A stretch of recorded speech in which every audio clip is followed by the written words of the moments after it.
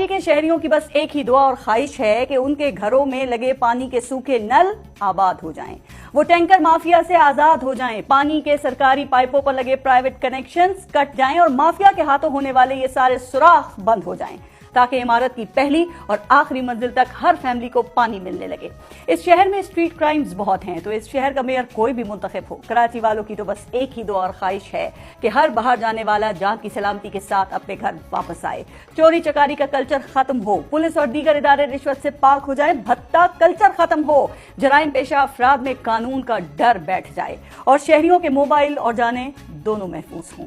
शहर के चाय खाने आबाद हों, लोगों में भरा खौफ खत्म हो, फूड स्ट्रीट की रौनकें आबाद हों। तो मेयर कोई भी मुंतखब हो, वो इख्तियारात का रोना रोने के बजाय कराची में सड़कों और ट्रांसपोर्ट के मसाइल हल करे, सफाई का पक्का निजाम बना दे, निकासी आब के निजाम को बेहतर कर दे, बारिश में इस शहर को समंदर बनने से बचा ले,